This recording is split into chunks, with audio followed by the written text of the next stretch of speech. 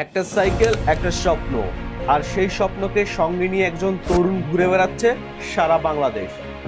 তেঁতুলিয়া থেকে শুরু হয় এই যাত্রার আজ ৯২তম দিন, আর তিনি এখন পৌঁছেছেন দিনাজপুরের ফুলবাড়িতে। আমি মোবাশ্বের। সাইকেলে ঘুরছি সারা বাংলাদেশ।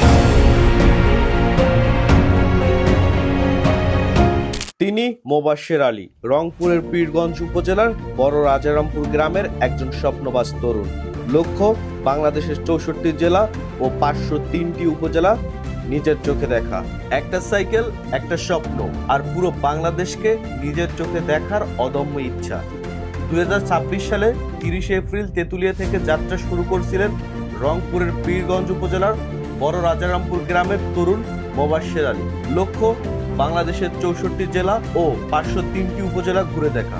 আজ সেই যাত্রার ৯২তম দিনে তিনি এসে পৌঁছেছেন দিনাজপুরের ফুলবাড়িতে। চলুন শুনি তার এই অসাধারণ পথ চলার গল্প।